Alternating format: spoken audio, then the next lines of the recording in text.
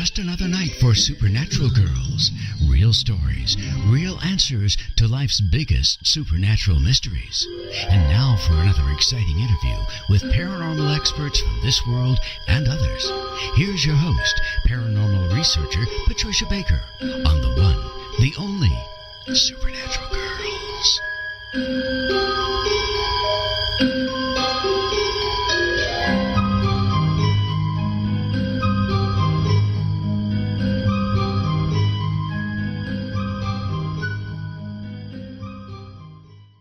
Welcome, everyone, to another exciting episode of Supernatural Girlz Radio. I'm your host, Patricia Baker. I am here with my co-host, famous numerologist, Patricia Kirkman, PK, all the way from Tucson. How are you tonight, PK? Absolutely fabulous. All Can't right. wait to meet our wonderful guests tonight. Oh, my gosh. How lucky we are. What? We have Jason Quitt on the show with us tonight, which everybody loved Jason. He came on the show a few weeks ago, and people wrote in. They said, please have Jason back. He's a terrific guest. Well, we've got him back tonight, and he brought a friend, John Titor. He is a military time traveler. He's got all the stories, the truth on lots and lots of stuff. We're going to pick his brain. We're going to ask a lot of questions, and we're going to hopefully find out what's really going on. How many times do we have to ask these questions, right, PK? That's a truism. But you know what? This is Supernatural Girlz Radio, and the truth is right here. We are going to dig deep tonight. We're going to find out, everybody. Fasten your seatbelts. This is going to be a wild one. So I just can't wait. It's going to be a great show, but we got to do the numbers first because we've had, once again, a very trying week. So what's going on with those numbers? Well, part of it, we have to remember that September is a 9 universal month. It's identical to the universal year. We are slammed with everything. A 9 is encompassing everything, and it's shake, rattle, and roll.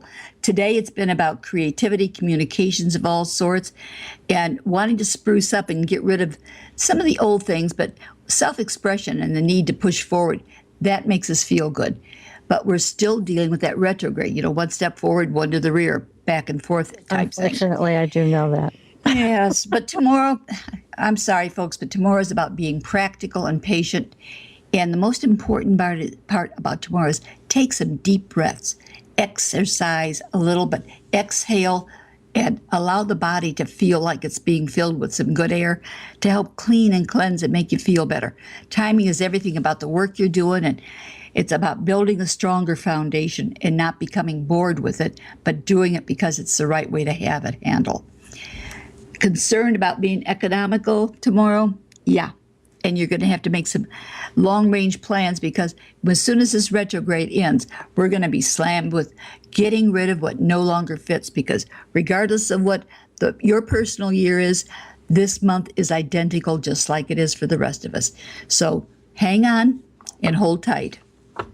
Wow. All righty then. We will have to do that. And now, I did announce last week we were going to have our palmist, Alan Goldberg, look at Hillary's palm, or the so-called Hillary's palm, and the double's palm. So we sent over a couple pictures, one that we thought was Hillary, and then one we thought was the double, because the double, who came out of Chelsea's apartment, looked 20 pounds thinner, had a different shaped nose and ears, and we were very taken aback, were we not? Yes. So we sent it over to Ellen and said, is this the same person? And she came back and said, it is the same person because there is a simian line on the palm, and that is rare. She said there were other similarities on the palms as well, so as far as she could tell, this was the same person. Now, I also sent it over to my dear friend in New York City, also another great palmist, Jean Worth. Jean came back and said the same thing, that this does look like the same person. And PK, you brought up an interesting point. You said, we don't know if either one of them is the real Hillary. So whoever it is, their palms match. They match. So it's the same person who I guess was photographed at 9/11 and that memorial, and then also coming out of Chelsea's apartment in New York City. So here at Supernatural Girlz, we dig down deep and we try to get to the truth. Especially with stuff like this, where we know people are trying to pull the wool over our eyes, we're just not going to let that happen. We're going to find out what is really going on. Now, that eclipse happened a few days ago. Mm-hmm. And look at all the stuff coming out and about. Oh, yes. So there's tons of things, more secrets being revealed. It's all over the news about the latest on an IT person who was on Reddit trying to find a way to scrub email names and addresses. And I mean, it's just, I don't think. Incredible, isn't it? No, I can't get any more incredible, can it? Maybe it will. Maybe it will, but I don't know. So there's a lot going on energetically for everybody, but it's more than I ever thought I would see in my lifetime. So, bit of paranormal news, and this is right in line with our guest tonight. An Apple CEO says time travelers exist. How about that? After seeing a 1670 painting with an iPhone. How about it? So here he said that he thought they invented the iPhone, but now he's not so sure. He said he recently saw an iPhone in an ancient painting made in 1670 by Pieter de Hooch. And in the painting, a person is holding an iPhone. It looks like one. And it looks like that person is either reading a text or taking a photo of the sitting woman. How strange, huh? Very strange. Yes. So this is what convinced him that this is time travel is possible, and this technology could have been given to Stephen Jobs. I think Steve Jobs did have some technology that came from other places, and that's okay. I like my iPhone. Hey, I do too. It's okay. Hey, bring it on. If it's good stuff, bring it on.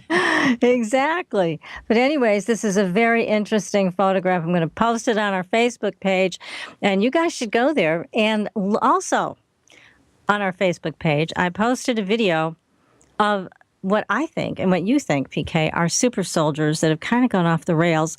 We have asked John Titor to make comments on it. He's going to fill us in about that and many, many other things that, again, we've had these questions forever, and we keep asking the same questions over and over again, and we're hoping tonight we're going to get the real answers. So, anyways, that's the paranormal news for tonight. Very strange stuff. All right. So here we go. Again, when I say fasten your seatbelts, I'm not kidding. You guys and gals out there, fasten your seatbelts, because we are going to be talking about everything tonight. Everything we love to hear about. UFOs, ETs, time travel, cloning, hybrids. We've got it all tonight through Jason Quitt and John Titor. Hey, guys. Welcome to the show. Hello. It's good to be back. Yes, thanks so much for taking your time to come and spend another evening with us, and for bringing your friend, John Titor. John, thanks for coming. Thanks for having me. Yeah, well, we're going to get started with you, Jason. We need to know, how did this friendship start between you and John Titor, the time traveler, military guy? How did this happen? Well, when Bob Mitchell and I released the book Forbidden Knowledge, and it's about my personal journeys as a multidimensional time traveler, when I started to do the radio circuit, many of the hosts would ask me if I knew John Titor. And I have to admit, I was actually quite ignorant on the subject of John Titor. And I said, no, unfortunately, I don't know John. And this kind of brought up my curiosity. And I started to search him online. And I saw that there was a lot of my friends, like Paul Hellyer and other people that are in the UFO community, they had this John Titor 2 on their Facebook friends. So I said, okay, this is an interesting lead. And I contacted John. And Bob Mitchell, he's on the board for Alien Cosmic Expo up in Toronto this coming year in June. And the theme of the conference was going to be secret space program and time travel. So I thought, who better to ask to come to this show than John Titor, the military time traveler. So I reached out to John and I invited him to come down to Toronto, and we started to talk on the phone. And John's story was absolutely fascinating and exciting, and we just talked for hours. And I said, Bob, you got to meet John. You have to talk to John. And then Bob and John started to talk to each other, and the same thing happened. They talked for hours, and a couple days later, Bob called me up and he said, do you want to work with me in writing a book about John? And I said, of course. Like, that, what a great opportunity and what a great story to get onto the public. So since then, myself, John, and Bob have been Skyping each other and talking on the phone, I would say almost every single day since then. And, John gave us so many incredible stories, and we put it in this book called Disclosed, Chronicles of John Titor II. And this story is just so exciting, and I feel very privileged to be a part of it. So that's how we got to know John. This is an exciting story. Again, I read it. I couldn't put it down. And everybody, you can buy it. It is available on Amazon, and probably other bookstores are carrying it.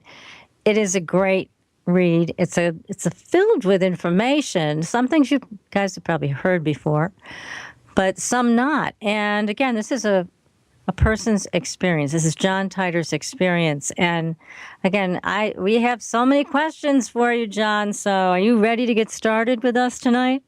I'm ready. Good. Now, you know a lot about extraterrestrials. You were based at Area 51, is that correct? That's correct. All right. So you were saying in the book that there are some species of extraterrestrials that have treaties with our government and other governments. And what's that treaty about? What does that afford us? Well, what happened after World War II, I believe that Dwight Eisenhower was tasked with meeting with extraterrestrials. And the armies, as we know, at the end of World War II, were just exhausted, mentally, physically. And we were approached by extraterrestrials, and they demonstrated they could fly over Washington, D.C., and we scrambled jets and couldn't catch them. Then Dwight Eisenhower was on the USS Roosevelt, and he watched them fly into the ocean and fly out again. And what Eisenhower quickly realized was that technologically they were light years ahead of us, and we could not even begin to combat them. And it would be better to make treaties with them. And we have treaties with the Anunnaki, the Tall Whites, the Greys, and the Reptilians. And it's interesting that there's a trade-off. They get something, we get something. And typically, what we get is black technology that puts us further ahead technologically than the Russians, the Chinese, the Koreans. We've been given the technology to build our own spacecraft and fly at greater than light speed. And can we beam up and do that kind of thing? Teleportation? Yes, we do it. The extraterrestrials in return got unfettered access to our airspace, and they also have designated spaceports. The Tall Whites have a designated spaceport at Creech Air Force Base, and Charles Hall has long said this, and I've confirmed it myself. I've been there. And off the east coast of Florida, there's an underwater base that the Tall Whites utilize. At Dulce Base in New Mexico, I met Greys, and I also met Reptilians. And these are not alike. These species are disparate. The reptilians, 6 foot high and better, and the grays are 4.5 feet, most of them, but there's some 8-footers in there too. Oh, wow. And, Now, in your book, you talk about, it sounded to me as if you were much more comfortable with the grays than the other types of extraterrestrials. Is that true? yes, and I started a friendship with a gray who was an envoy from his people to the U.S. Air Force, and his nickname was Rock. I couldn't pronounce his name, and so I found that we just all called him Rock. And he basically tested me at Dulce Base to see how good my telepathy skills were. And I got a passing grade. But, Pat on the back from the ET. I love it. Well, now let me just stop you for a second because, again, we talk about ETs all the time. We've had contactees, abductees on our show. And one of the things that we find so concerning is that these people come forward, and we all know the government's lying to us. There is no secret there anymore. Nobody trusts the government. They know they're just full of it and keeping more from us than we dare even talk about. But when it comes to people who have the courage to bring their experience forward, and they get treated so badly. I mean, their phones are tapped. They have black helicopters over their homes. They are drugged in their own homes. I mean, it just goes on and on. Why are they treated that way? well, if you look at the way Bob Lazar was treated for divulging information about Area 51, and it's been many decades, and Bob was just basically discredited by the Air Force, and I don't think that he's ever worked in the military complex again. I think he has a hobby shop now that he runs. So they gave him a very hard time, and at one point there was an attempt on his life. My experience was that I got old with the U.S. Air Force and wanted to retire. And I was concerned that they would let me retire. I had a couple things going against me. And the first thing is that I am a clone. And I was created at Dulce Base. And I didn't know that right away. But I was told, and I actually saw cloning going on at Dulce Base. And originally they started cloning just body parts. And they received this technology from the Anunnaki.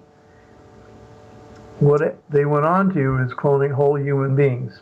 But again, what you are technologies that are very advanced, that the government has had access to for many years.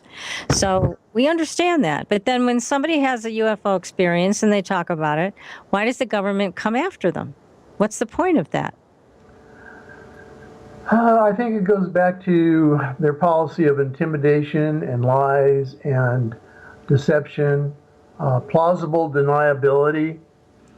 Most of our exploits in space have been kept secret.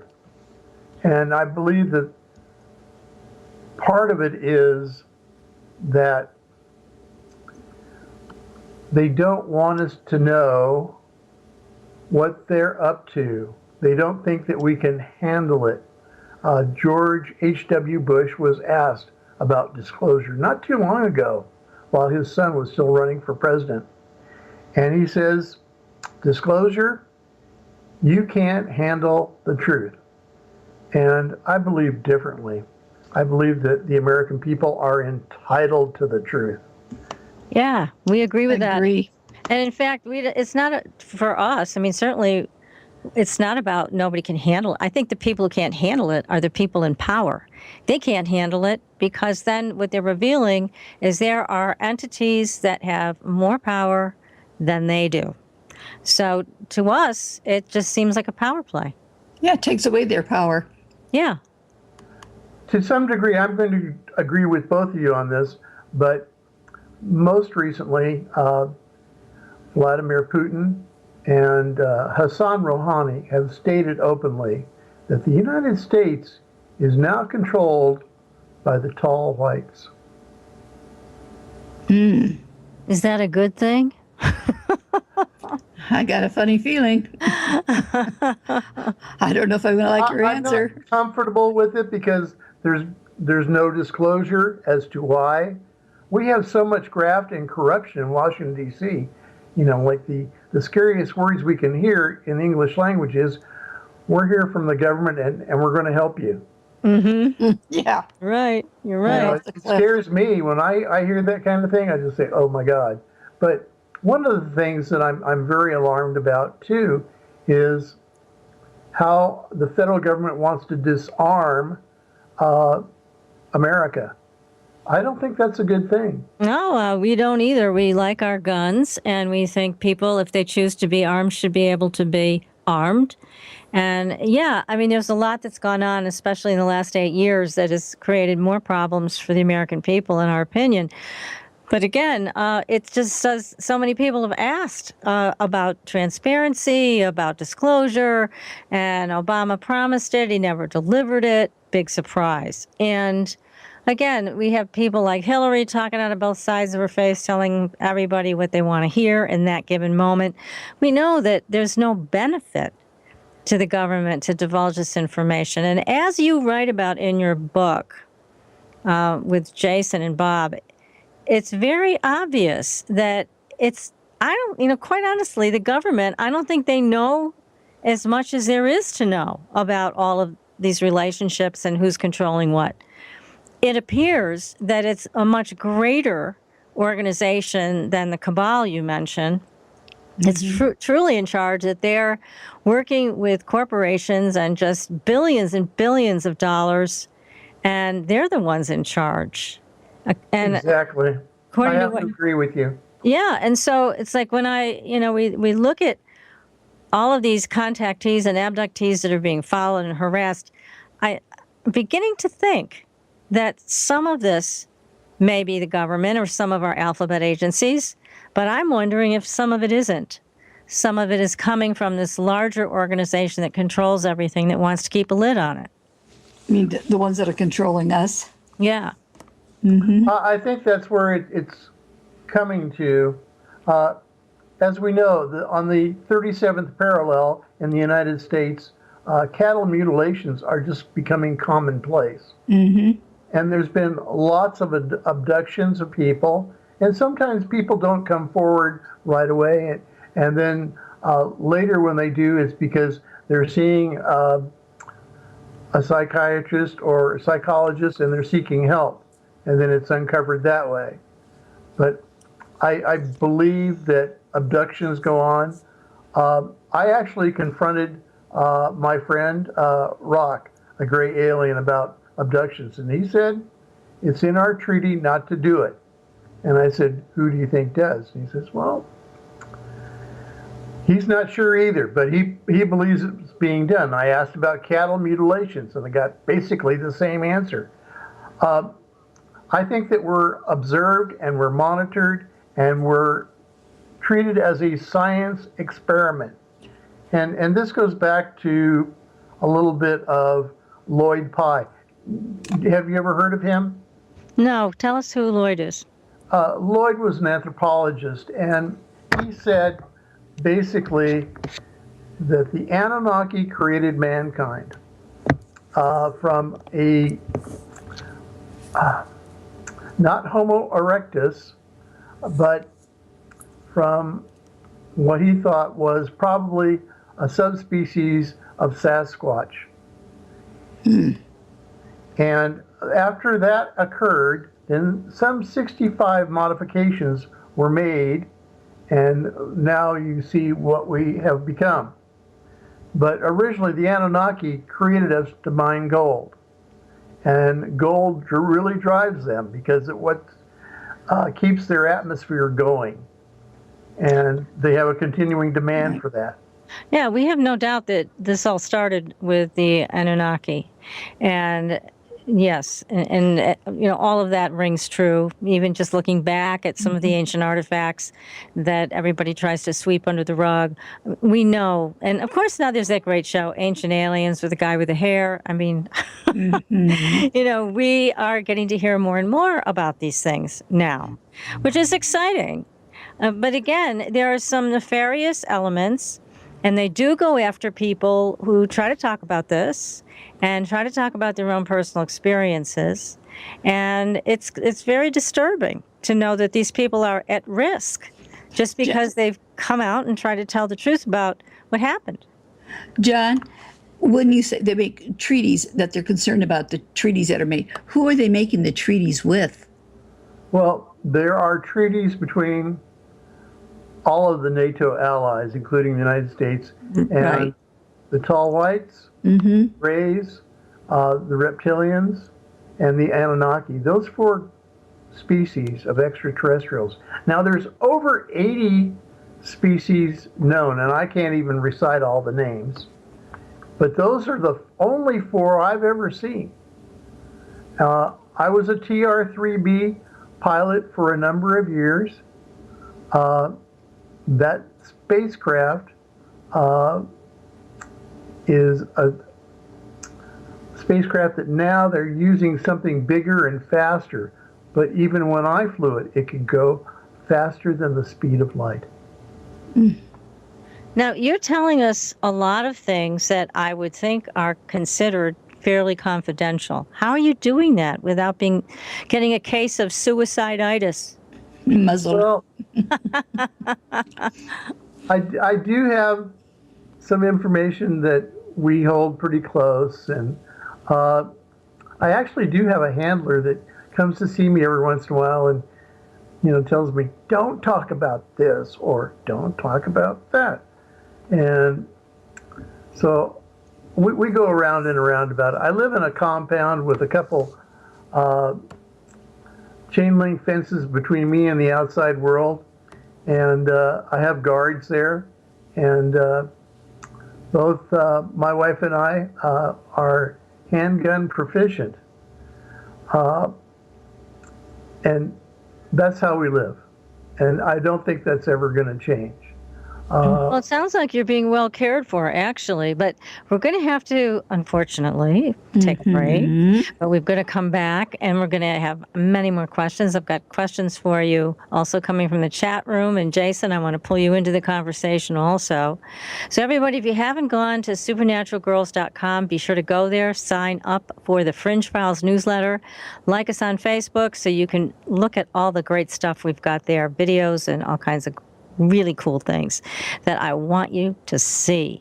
So, everybody, we are talking to Jason Quitt, author of a new book, Disclosed, and the man himself, John Titor. Stay tuned, everybody. We'll be right back.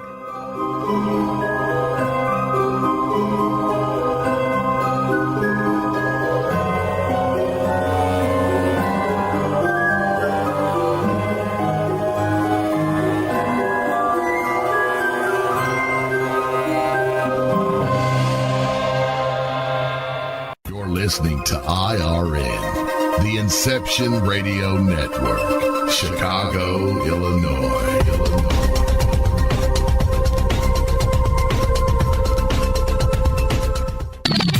You didn't forget what's coming up tonight, did you? Hi, Inception Radio Network listeners. This is Amanda. Never miss that interview you were looking forward to or the show on your favorite topic. Follow IRN on Twitter, I_R_N, and get reminders about the evening's live shows as well as fun and important updates throughout the week. That's I_R_N, and never miss a great show again. My name is Ezra, and I'm from thehighendorg. You've heard of medical marijuana, but who can you trust for proper guidance?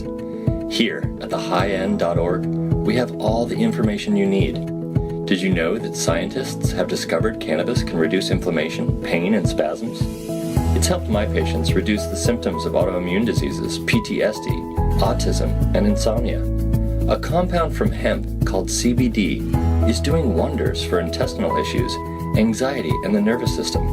I sell this compound at thehighendorg. I've worked as a medical marijuana consultant, an educator for the past 6 years, and here at thehighend.org, I can help you choose from the hundreds of cannabis strains and products and find the ones that are best for your needs. To learn more about cannabis, schedule a Skype or phone consultation, or to have a CBD product shipped right to your door, visit thehighend.org. That's thehighend, all one word, .org. I'll help make your health high-end.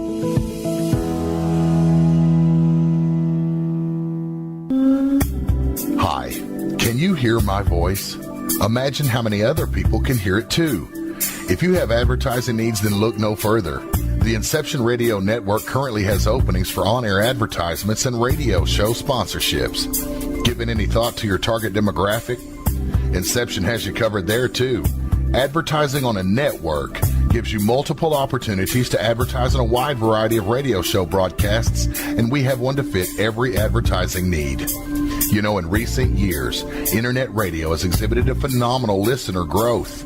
An Arbitron Edison survey shows that online radio boosts at least 33 million unique visitors each week and 54 million each month. And that number amazingly continues to grow. And these listeners are a part of many businesses' core demographics. And surveys have shown that internet radio listeners are far more likely than regular radio listeners to spend money on a whole range of activities. You know, internet listeners vote, they dine out and eat fast food, and they grab a cup of coffee. And here's the interesting one. They buy items online at a much higher rate than all other market segments combined. Internet radio also enables businesses to connect with consumers during work hours, where increasingly more lifestyle decisions are being made. Advertise with the best. The Inception Radio Network offers competitive advertising rates to fit just about anyone's advertising budget. Stop by today at www.inceptionradionetwork.com or call us toll-free at 1-888-919-2355. Get the word out. Get results with the Inception Radio Network. Are you a fan of Inception Radio Network? Do you reckon it's the best alternative talk radio station on the planet? Well, if you do, head to facebook.com/Inception Radio Network and like the page. Tell your friends, spread the word, and keep listening to the best. Hello, Inception Radio Network listeners. This is Amanda. Remember, you can take your Inception Radio shows on the go. Just download the Inception Radio Network app for your iPhone, iPad, or Android smartphones and access live shows, past shows, guest lineups, and much more. Just visit the iTunes Store or the Google Play Marketplace and download it today for free. Your property tax bill. Have you seen it lately? It's frightening. Your property taxes are going up while your home value is going down. It's time to fight back and win. For the real truth about the property tax system, get attorney Pat Quintilian's book, Are You Getting Screwed on Your Property Taxes? How to Find Out and How to Fix It. Attorney Quintilian answers all your questions and gives you the facts you need to fight a property tax bill that is spiraling out of control. You'll also read about what happens to property owners who don't check their property records, only to find out too late they're taxed on square footage, fixtures, and even buildings that they don't own. Is this happening to you? Learn your rights. Buy attorney Pat Quintilian's book today. Are You Getting Screwed on Your Property Taxes? How to Find Out and How to Fix It. Available on Amazon.com.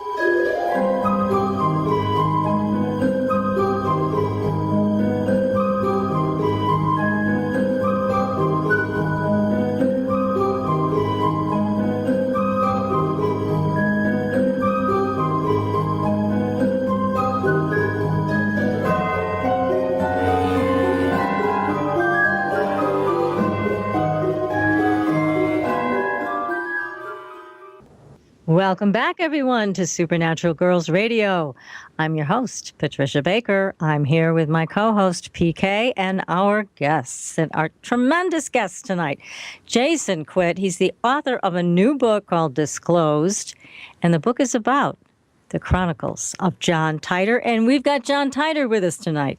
So we are talking about the hidden things that go on all the time in the world. We're trying to dig them out, trying to see what is really going on with ETs, with contactees that try to come out and speak the truth.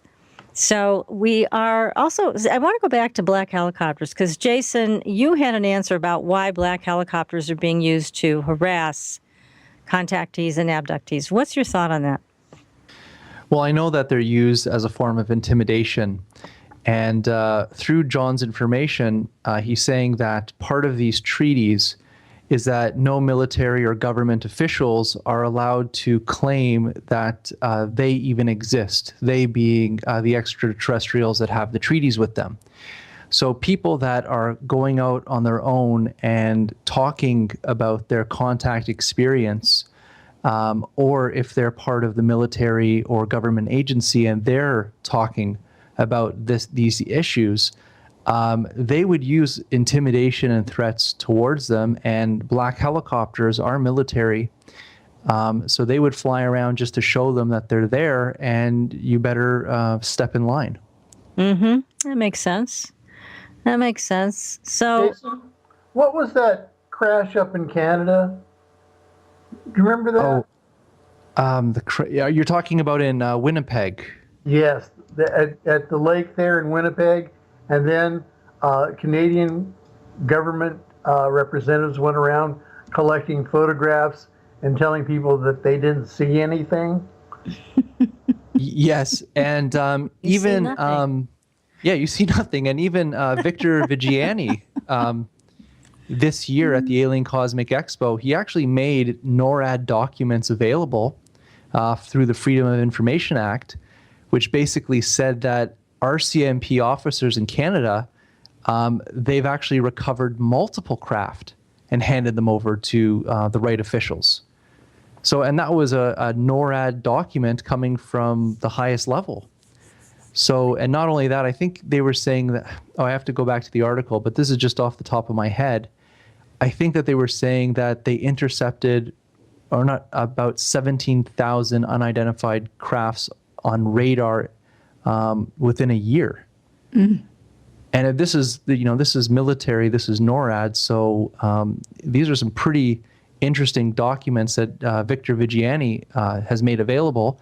And before Alien Cosmic Expo, he actually got a communication from NORAD saying that if he would release these documents to the public, he would be arrested under the Espionage Act. Jeez. But he got them under Freedom of Information. I know. Someone slipped them out to him. That's not his freedom. I guess. God. It's got to be on some level embarrassing to the military that, we're getting these things out. We're the people who are contactees and abductees aren't shutting up. It's got to be embarrassing to them today. I mean, with the internet, there's nothing we can't really find. So what do you think about that, John? Is there any embarrassment over there in the military that they try to keep lying to us, but we're not buying it? There's some people in the military, and I know so many people that are retired now, U.S. Air Force, and this one friend of mine, and he's retired, and he's basically got out of the Air Force and flew for FedEx for a number of years. And he used to say, I've landed at every possible runway the U.S. controls. And I looked at him one day and I said, Area 51. And he just got very quiet. Most of your ex-military are just scared to death to say, yes, I've been there, I worked there, and I know what's going on there. They're just scared.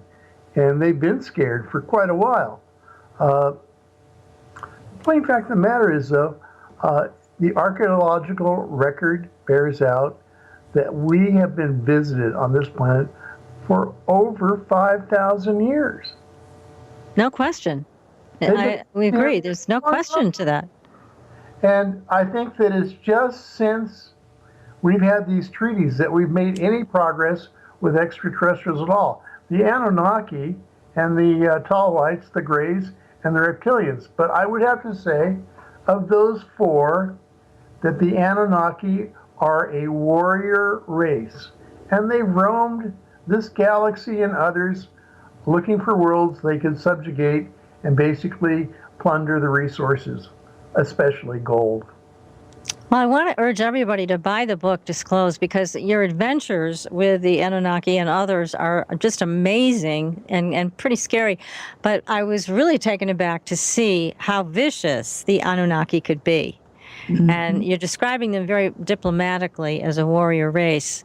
I think it goes way beyond that, according to your own experience. Well, I actually went on a diplomatic mission, and I used a TR-3B, and I had my crew that I usually took on most of my missions, and I had a great alien with me. Rock went with me, and we flew to Nibiru. And I basically wanted to orbit Nibiru, and they gave me instructions in no uncertain terms that I was to land at specific coordinates at this city they called Dillman. And so I landed, and I was basically run through customs, and you're at a spaceport, and there's reptilians there, and there's grays there, and all these different spacecraft from this galaxy and others. And It's like a scene out of Star Wars. Oh, very much so. And then the thing about the Anunnaki, they're very tall, 7.5, 8 feet tall. And you remember the pharaoh Akhenaten? Akhenaten, yes. That one, yes. And that's what they look like. So the elongated heads. Yes. And the elongated heads definitely give them away. And that's a clear giveaway. I was conducted to what amounts to our U.S. consulate there, and I talked with the secretary at the consul, and he basically said, you're going to get to meet this member of the royal family named Adapta. And I said, great. And he told me that I was to tell them that I was there seeking more trade between the United States and the Anunnaki. And so I was on a trade mission.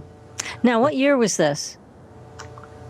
I was there probably 2035. 2035. Okay. I got a couple questions I'm gonna go over to John, and from the chat room, because you've got some anxious listeners that have some things they want to know. Neutron is writing, John, how are your handlers reacting since you've come forward with your claims? Well, I had one handler that got fired. Oops. And then the next handler that I got, he said, don't get me fired. I said, well, what happened to the other guy? He says, you don't want to know. Uh-oh. I said, you know, I've written a book, and it's been published in Canada. And he said, I wish you'd talk to us. So they're not happy. I had some misgivings about it, and there were a lot of things that I wanted to tell Bob and Jason, but flatly couldn't. How to do time travel in a TR-3B. Technically, I couldn't write it down because I would really be pushing it there. But I did tell what the power plant was and what the spacecraft was. But well, the technology some things I can't owned, say. right? Yeah, because the technology is truly owned, I would gather, by this larger group that has billions and billions of dollars and is pulling strings like crazy. But here's another question for you. This is from Sonic, and Sonic is asking, what do you know about the crossbreeding, this is interesting, of the Rothschilds and the Anunnaki? This is new to me. I haven't heard that before. If there was crossbreeding, then the Rothschilds would be very tall, because that's a dominant gene.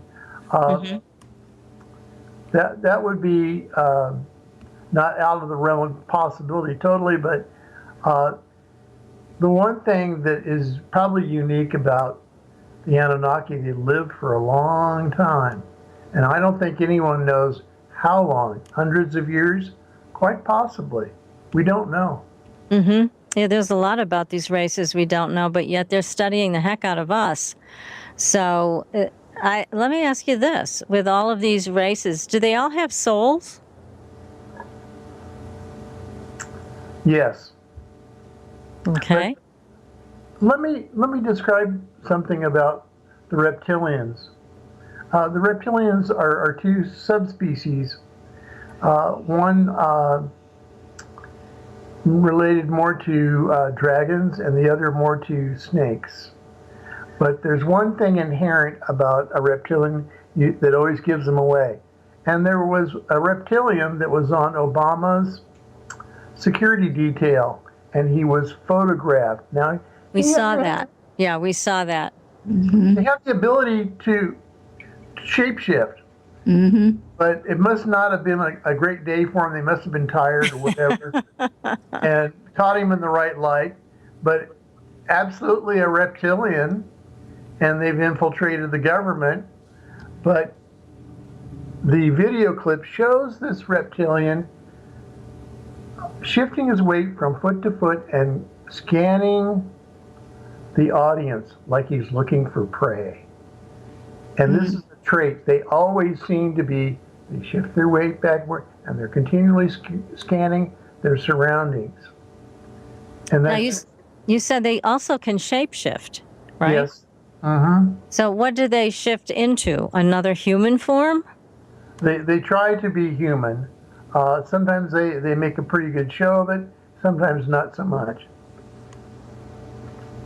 And what about, are they warriors? Because I've heard there's two different groups of reptilians. One are kind of nice and they're a little easier to get along with. Then I hear there's a pretty aggressive group. Is that true? Yes.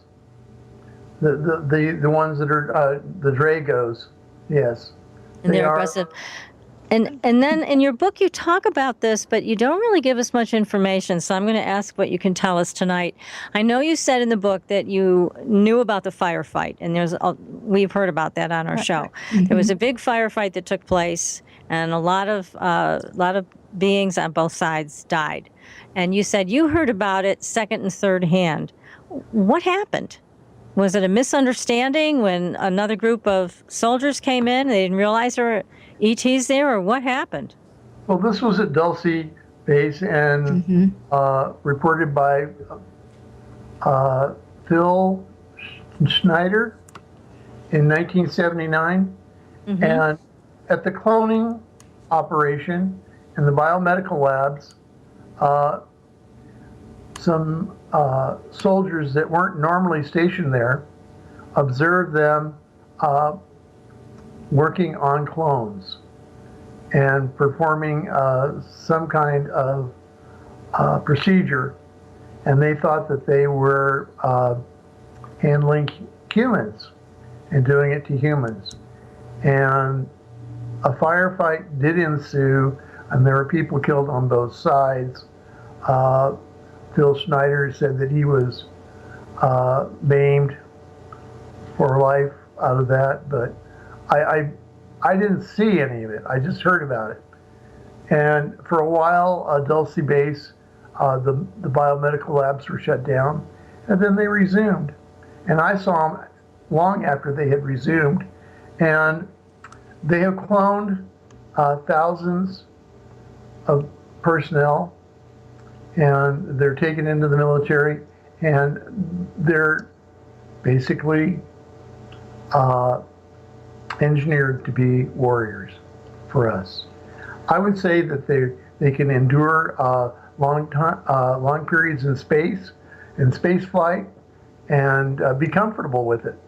One of the biggest problems the military complains about is that 70% of high school graduates in this time are not fit for military service. Good I'm grief. surprised to hear that.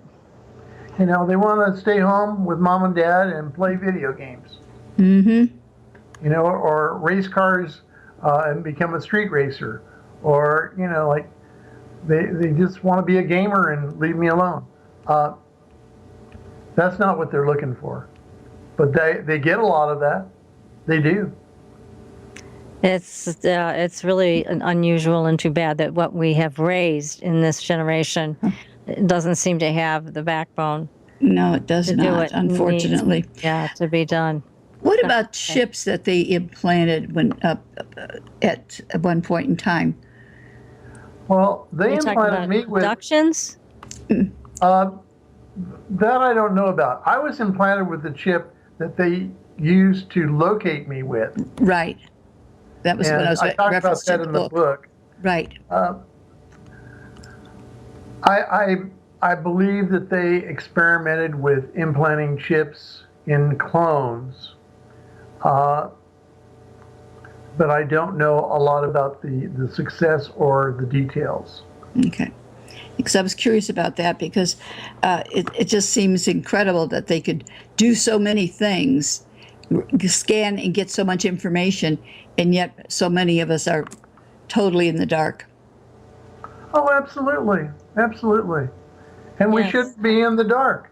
None of us. No, we shouldn't be. That is for real. Now, you talk about being a clone, and we've talked a little bit about super soldiers. And on our Facebook page at Supernatural Girlz Facebook page, we posted a video of twins who were captured on CCTV footage in the UK, getting hit by a car, getting hit by a truck on a highway, and getting up like nothing happened. So we sent that to you, John, because we wanted your opinion. Now, are these super soldiers, these girls? I'm not convinced they're super soldiers, but they're definitely hybrids. To be able to do that, to be able to be hit by cars, run over, literally. I saw the video clip, and then get up and fight with the local constabulary. I would almost say for a certainty they're hybrids, and for some reason they've been let loose too soon and not trained. They were loose, all right. Obviously, they escaped from somewhere, and I would say that probably a biomedical lab, and they were raised basically to a point where they thought they might be able to go on their own. I don't know. But I would definitely say that this technology, cloning and gene splicing, these are areas of black technology that we've received from the Anunnaki. And when I was on Nibiru, one of the things that was a big shock to me was that I saw humans with the head of Anubis. And I saw also the head of Horus, and the ones that had the head of Horus, going back to Egypt, had wings, and the wings worked. Good grief. And we hear about Thoth so much in the past. And then I actually saw several Thoth humanoids. Now, while I was there, the Anunnaki were mobilizing for a military adventure. And I talk about how that ends in the book. But definitely there are different classes within the Anunnaki, and they create warriors, and they are absolutely fearless and deadly. So these beings with the heads of Anubis and Thoth that the Egyptians put into their hieroglyphics on their tombs and on their statuary, they were real. They existed. Yes, they existed. That's fascinating. That's fascinating. So now here's a question for you from the chat room also. Are the Anunnaki divided amongst themselves? There's always some politicking going on. And I have heard that, between Enki and Enlil, there's some disagreements, and Marduk is in there in the mix. And we don't know if they're all alive still. Some people will tell you they're alive. I don't know. I don't know that much. But I will tell you that a lot of people think that Yahweh was an Anunnaki. But I can neither confirm nor deny that one. But I think there is something to it. But on Nibiru, while I was there, this is very interesting. I was given a tour of the city. I didn't see homeless people. And they said, we don't have homeless people. Everyone has shelter. And then I said, does those people that want jobs have them? And they said, oh yes, most definitely. Unless you're too old, then you're on another system. And they said the one thing that we do believe in is taking care of our citizens. Now, being in the military doesn't necessarily guarantee your citizenship. That is something you get after you serve. Interesting. But the city was very clean. They had a park, and then I got to see their military museum. I asked to see that. And in the military museum, I saw their weapons going back probably 10,000 years, from very crude swords and crossbows to what they have available to them now, which is particle beams and plasma weapons. And they are absolutely accurate and deadly. Yeah, they seem like the most threatening of all the groups that you have met and worked with. But let's go back to the clone thing, and I'm going to want to pick this up after the next break too, because you're stronger than the average guy. You have the ability to heal faster than the average person, right? That's part of what you were programmed with? Yes, I could run 10, 15 miles without stopping. I'm 70 years old, and I am physically fit. I had a little issue with my weight. I lost the weight. They said I was borderline diabetic, and now I'm not diabetic anymore. So I'm doing very well. But so aside from some injuries that you sustained in combat, it sounds like you've had really no health issues. Pretty much right now. That's great. Yeah, I think I'd like to be a clone too. the thing is, they got into cloning to do body parts for VIPs. Really? Well, figures. That interesting, huh? It figures that the good guys get it all. It figures, PK. Okay, well, look, everybody, we have so much more to talk about. I think this should be a 2-part show, PK? Mm-hmm. But anyways, we have to take a short break. And again, go over to that Facebook page, Supernatural Girlz Facebook page, and take a look at that video of the sisters that got hit by a car and a truck and got up and walked away like nothing happened. It's an amazing, amazing thing that you got to see it with your own eyes. I put it there for you. Go take a look, and we will be back in just a few minutes. You are listening to Supernatural Girlz Radio. Stay tuned. We'll be back.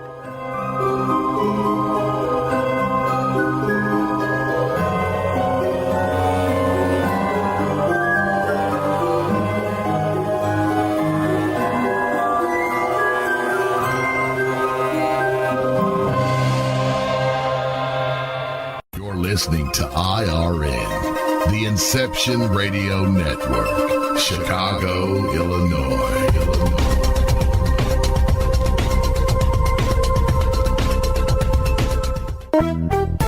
Hi, Inception Radio Network listeners. This is Amanda. Just a reminder that Inception Radio Network is on Twitter. Follow us at I_R_N and keep up to date about who's on tonight, what interviews they'll be doing, who's guest spotting, what topics they'll be covering. Tweet to us, tweet about us, retweet topics to your friends, and most importantly, never miss a great show again. That's I_R_N.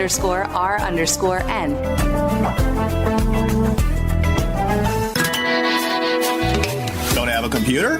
Is your internet connection down? Don't worry. Use your trusty cell phone or landline and call into our listen line at 401-283-6700 to listen to the Inception Radio Network 24/7.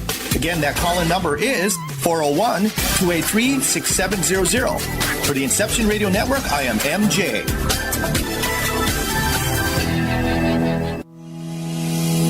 My name is Ezra, and I'm from the highendorg. You've heard of medical marijuana, but who can you trust for proper guidance? Here at thehighend.org, we have all the information you need. Did you know that scientists have discovered cannabis can reduce inflammation, pain, and spasms? It's helped my patients reduce the symptoms of autoimmune diseases, PTSD, autism, and insomnia. A compound from hemp called CBD is doing wonders for intestinal issues, anxiety, and the nervous system.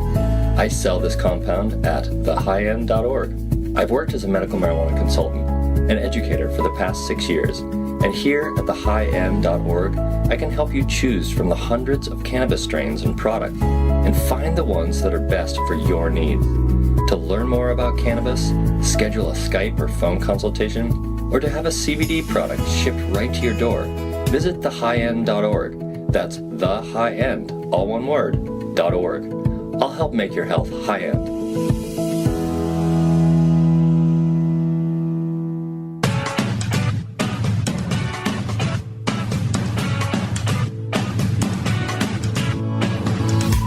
Hello, Inception Radio Network. Would you like your favorite show to be played again live on air? Well, now the choice is in your hands with IRN's live request portal, an easy way to request your favorite show with a simple click. IRN's live request portal now gives you exclusive access to all the shows. How easy is it? Simply type a show name or a guest name, click request, even write a dedication message, and that's it. Try it now. Simply visit InceptionRadioNetwork.com, click on the live request tab under the show menu. Now playing your favorite show is just a mouse click away. Are you a fan of Inception Radio Network? Do you reckon it's the best alternative talk radio station on the planet? Well, if you do, head to facebook.com/Inception Radio Network and like the page. Tell your friends, spread the word, and keep listening to the best.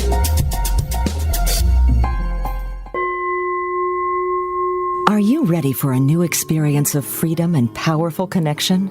Would you like a positive, effortless change in your life? Then come to CosmicFusion.com, where we offer the most advanced energy clearing and expansion techniques in the world, with a quantum vortex energy to activate your divine blueprint and life's purpose. When your soul leads the way with cosmic fusion and quantum vortex energy, you can break clear of past difficulties and blocks with the power of the source. With cosmic fusion, the source energy does the work for you. It's easy and effortless. Listen to our free meditation right from our Cosmic Fusion website, the Cosmic Code Meditation. Sign up for one of our interactive webinars today. Come to Cosmic Fusion, www.KOSMICfusion.com, to experience an effortless awakening and transformation. Are you ready for an upgrade? Are you ready for a new experience of living in the fifth dimensional magic and powerful connection? Then visit CosmicFusion.com today. CosmicFusion.com.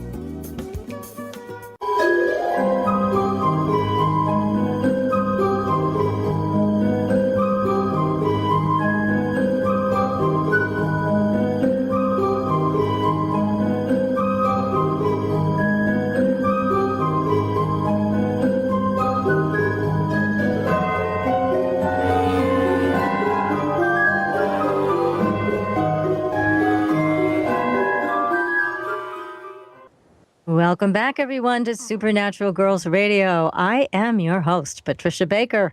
I am here with my co-host, PK, and two tremendous guests, Jason Quitt, the author of a new book called Disclosed, and the man it's about, John Titor. Now, Jason, I want to ask you a question. You've been sitting back, kind of quiet, and how has this affected you, all this information that John has given you personally? Well, it was a big shift because I'm, from my previous experiences, I'm dealing more with consciousness and, let's say, outer body experiences and receiving information that way. So when I met John, he was talking about military and real life scenarios. And what I found very interesting is that a lot of the things he was saying from the physical aspect of his story, they actually paralleled a lot of the information that I received spiritually. So it was almost like the polar opposites, but they work together. And a lot of the stuff that he talked about, especially future missions, they were quite shocking and quite scary. And, I think when I read the chapter for the first time or heard the story for the first time of, World War III and how that played out, I think, I was just in shock for a couple of days thinking, can we really write this? Can we really put this in a book and give this to people? Because it's quite a scary chapter. But, talking to John for this amount of time, he just continues to surprise me. And a lot of the information he has with extraterrestrials, including Rock and some of the reptilians, it kind of opened me up to a different perspective of what these beings are doing here. And it took away a lot of misconceptions that I had about them. And I think that was a positive influence. Yeah, that sounds great. It really does. I mean, there's a lot to be learned here from you, John, and what you lived in your very exciting life. And again, I highly recommend the book. I know, PK, you do too. It's called Disclosed. Your adventures are just, I think they make a great movie, a great sci-fi movie. So it's very exciting. And when it comes to the timeline, and you talk about the chapter that was fairly depressing about World War III, Jason, I think it's important for all of us to remember that we affect things with how we think, our consciousness. And we have something that the powers that be don't have on our side. That's numbers. There's a lot of us. And if we combined our minds, our hearts, and put it in a direction that made some sense, then things would change. So that's something we need to remember. Yeah, and that's actually the whole point of getting this information out is, we need people to realize that we do have contact, we do have treaties, we do have technology to completely transform our world, but it's being held at the highest level and it's not trickled down to us yet. And us as a people, as a human race, we really need to start looking towards a positive future because, right now with mass media, they're basically inundating us with, I would just say, a bunch of fear all the time. And that really keeps the human race on this destructive path. So we do have to come together and make some collective decisions and take responsibility for the path we want to choose in this life. Agreed. We have to put our intention and attention on what we want, not what we don't want. And so, again, all of this is great information and very, very helpful to know. And, John, let's go back to the clone issue, if you don't mind, and talking about the enhancements, because clearly you are an enhanced being. And then we have also the Men in Black. What in the world are the Men in Black? I've seen video clips of Men in Black, and some look very human and some don't. And sometimes I wonder if we don't have beings that are shape-shifting to try to look human, but they don't quite make it. And I think that from time to time, some entities try to use intimidation, if you will, and threats against people that have witnessed certain events. I think that I certainly wouldn't tolerate that from anyone now. I think that no one should, and if that happens to someone, if you can, get somebody to video the actual incident from a safe distance and bring it to authorities. Take it to the local constabulary, wherever you are. I think that's what needs to happen. But no one should be threatened because they saw a UFO fly by or they think that something else is going on and want to report it. No. Yeah, I agree. I'm horrified, and PK, you are too. We've heard story after story about these abductees and contactees that come forward and how horribly they're treated. It is so unfair. But then these MIBs are a whole other story. They they come in and they make threats also. But my sense of them, they're very robotic. And if you say something, I've heard, if you say something to them that does not make sense, if you create sentences that are non sequiturs, they don't know what to do. Mm-hmm. They don't know what to say. It's like they can't process it. That tells me that there may be some robotics involved with them. That makes sense. It's not out of the realm of possibility, or they could be part biological and part technological. And we should be prepared for that too. I think that exists out there.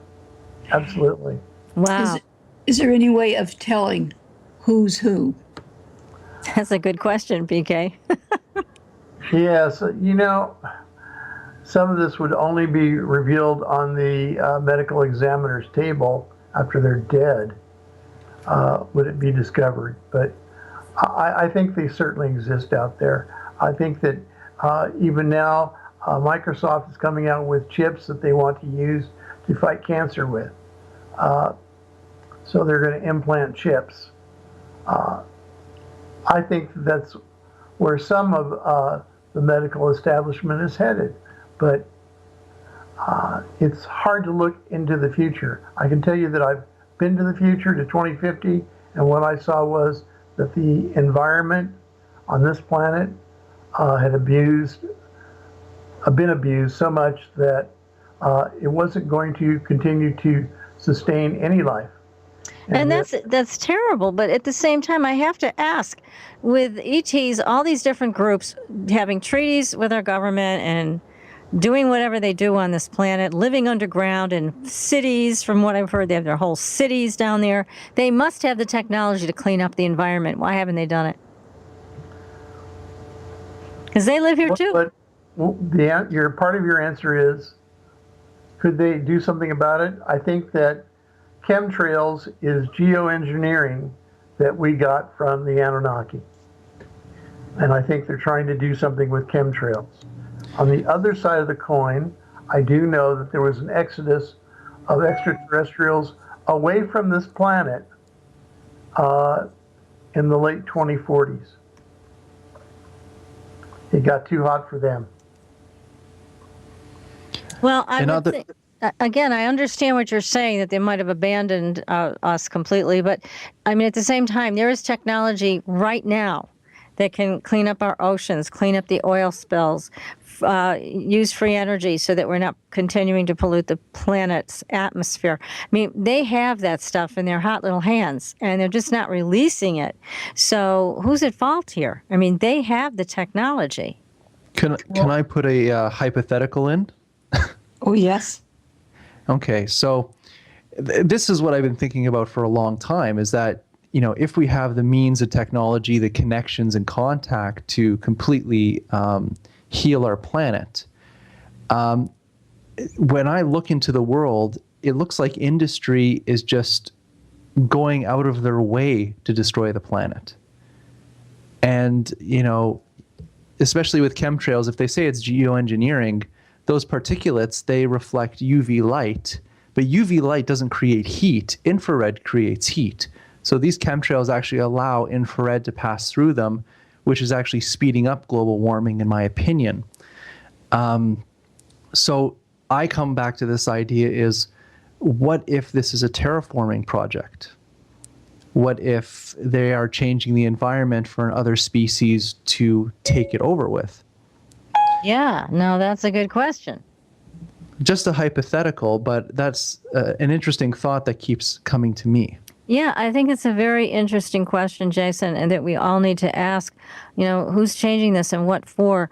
And again, it's like, the average person, I think, is much more conscious about all kinds of things, recycling and planting their own garden and raising their own food and, all of these kinds of things that we had gotten away from out of convenience. So people are coming back to this concept. However, the larger problems, the Fukushima incident and the oil spills, they have the technology to clean those up. So my point is they really should do that, or they're going to lose out too on this planet. They won't be able to be here and study us poor little SOBs. And maybe that is the study, to see how stupid maybe it we can is, be. But again, I just find it difficult to understand that when you have the technology to do something, we certainly know they're here. We certainly know the ETs are here. There's no question. So why not use it to help us to clean up the environment and to help teach us how to maintain that? Maybe we're their experiment, dear heart. Oh, yeah, I get that. But, also the loss of a planet's life, is it worth that to be an experiment? See, John even says, and I remember talking to John, I don't know if this was in the book or not, but he was saying that an absolute delicacy to the gray aliens is pure water. Mm-hmm. They just love water, and that's why a lot of them are here, because the resource of water is very special to them. And I'm hearing the stories with the fracking and the oil spills, and right. Our most pristine aquifers are getting loaded with pesticides and chemicals that are causing irreversible damage to our environment.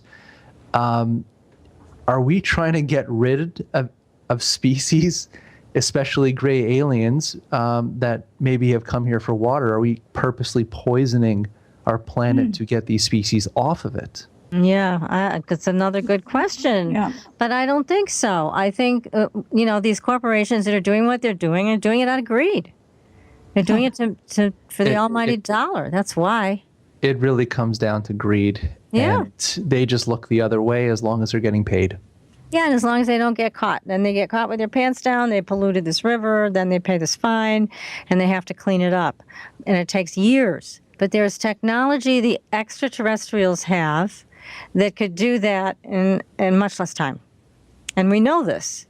So again, I've said many times, John and Jason, that the extraterrestrials have gone to our governments, and the people, the powers that be, they really should be coming to us. We are the caretakers of this planet. The government has become so self-serving and corrupt. And it's time, I think, for the extraterrestrials to approach us as people. And we know they're here. We've certainly heard from enough of our population that have had direct contact. Well, the sad part about it is we can't even control our own Senate and Congress. How in the world are they going to figure that we can take care of the rest? Right. They probably think, as dumb as they are, let's let them go, let them get rid of themselves. The biggest impediment to having a clean environment is Congress. The governments of all these countries that are having environmental issues need to start paying attention. Mm-hmm. And they're not paying attention because it's not convenient. They're getting money from lobbyists and from big business to look the other way. Yeah, exactly. That's what they're doing. They got no integrity. So yeah, there's a missing element there. But in the meantime, this whole question, it's not even a question anymore. This whole statement that ETs are working on this planet for one purpose or another, that is something that I think people deserve to know the truth about. It shouldn't be just in the purview of the military, and certainly big business shouldn't own it. But that seems to be what's been happening, and it's really a shame. Do you know how you started off this conversation tonight? You said you hear that maybe by the end of the year, the government will disclose something. Mm-hmm. Well, that's what I've been told. I don't think they will disclose if they can get away with not disclosing. But I've been told, just to clarify, that there is something in those treaties that says they need to disclose by the end of this year. I would say that if there is a type of disclosure, I think the most important type of disclosure is what we've been talking about, is technology that could heal our planet. Mm-hmm. I think right. True. I think true. If that's the only thing we get, pretty major. Then I would say that is the best thing we can receive as a species. Absolutely. And it's about time.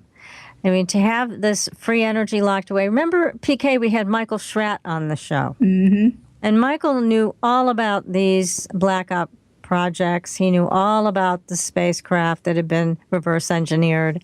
And he said, we have the technology today to fly from the East Coast to the West Coast in 15 minutes. But you're not going to see it because they haven't found out a way to make money from it yet. Exactly. Fortunate but true. Yeah. It's all about the almighty dollar. Yep. That's really it, isn't it? So the ETs need to find another way around them. And, you know, again, why do they keep working with those people that just hold it hostage? And then the rest of the planet is suffering. The planet itself is suffering. Animals are suffering. So to us, sitting here and watching this and interviewing great people like you guys, it stops making sense. And that's why we do it. You know, we're all searching for these answers. And I think, you know, it takes a certain person to actually see these problems. And once you see these problems, then you're trying to figure out, okay, well, who knows about these programs? When did this technology come into existence? Why haven't we been told? And it gets really murky because, especially in the military, everything is compartmentalized. Mm-hmm. And so, you know, I forget who said this, but maybe it was John, I don't know, that, you know, the people above them are told a different lie and the people below you are told a different lie. So basically everybody has a different story. And then they call it need to know. Yeah, that's true. I mean, we've heard that, you know, before. Mm-hmm. It's absolutely what goes on. And even for you, John, when you did your time jumps, the thing that crossed my mind was you were one of a number of small groups of 4 that were doing this. How many of these groups had experienced a different timeline, a different 2036? You know, there is a multiverse. So how many different timelines are there? I think there's about 14 different timelines in a multiverse. And sometimes they do merge, though.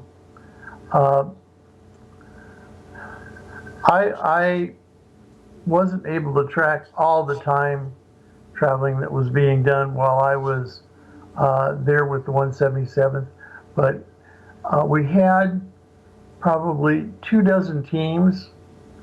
And they were all busy looking at things, answering questions. Some went to the future, some went to the past. They were all investigating. A lot of the earlier missions were about getting pieces of technology from different places before it was destroyed, things like that. But I would say that for the most part, time travel was being used to observe and report, and then after a period of time they said perhaps that we can push the fate of mankind in a more positive direction, and so they tried doing that. That's interesting. See, that's what Dr. Leo Sprinkle says about all of this, that these cosmic messengers are really trying to help us to go to the next level and be better cosmic citizens. Well, that'd be nice if that is in fact the case. Now, I got another quick question for you, John. Somebody's asking this. They want to know, what is the true name of the Anunnaki? Is there a true name of the Anunnaki? I've never used anything but Anunnaki. And I know some of the Anunnaki names, but I don't know that there's a true name. No. Okay. And here's another question. This one again is from Neutron. It wants to know, have your handlers made you feel that they are ready for the arrival of Nibiru? There really won't be an arrival. It's going to fly by us, and really it's not going to affect us. There's a lot of doom and gloom about it. Nothing's going to happen. Darn. Sorry. We all look forward to those dramatic moments. There goes another bubble burst. Yes, yes. Oh, Well, your book is really good, Jason, and John. Your adventures are Yes. just amazing, and you have a wealth of information in there about assassinations, about the Black Knight satellite, which has been one of my favorites. I think that is one of the most fascinating things out there. But there's so much. The book is rich with all kinds of things that will get the reader thinking. So again, we highly recommend it. It's called Disclosed. It's by Jason Quitt and Bob Schmidt, and it's about John Titor. Now, John Titor 2, is that how you want to be referred to? John Titor. Yes. John Titor 2. I will tell you the reason I did that is because when I retired and came to the year 2000, and I started hearing about the exploits of John Titor and how he tracked down an IBM 5100 computer and threw it in the back of a Chevy Corvette and could time travel. And my wife and I would just sit there and laugh when we heard these things because there's no way. Right. It doesn't fit the MO of real time travel. Now, one other thing, do you know Andrew Basiago or William Stillings, both of whom claim to have made the trip to Mars?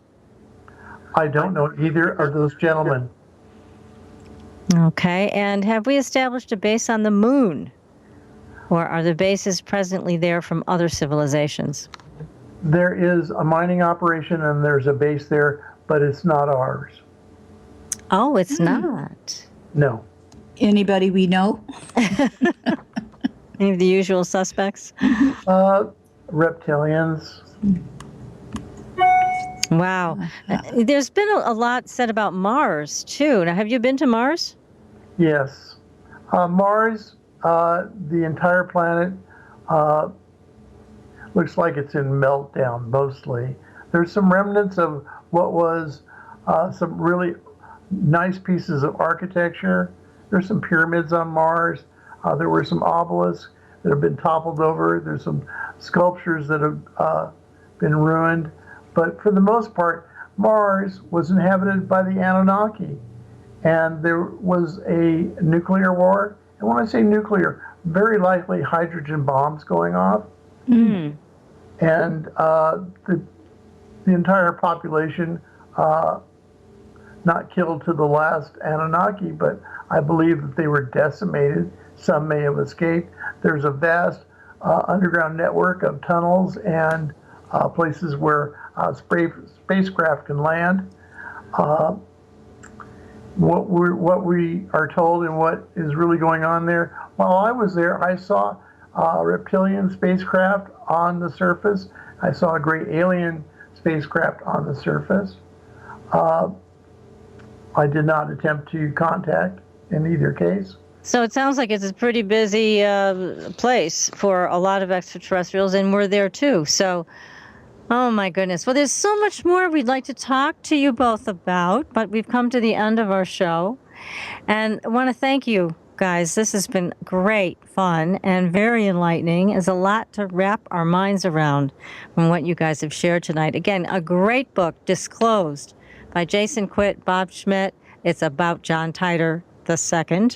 And you can get it on Amazon.com, everybody. And next week, we're talking about the 37th parallel, where all the UFO activity seems to be focused right now. So be sure to join us. We're going to keep talking about UFOs, ETs, contactees.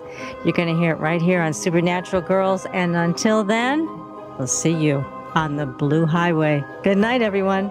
Good night.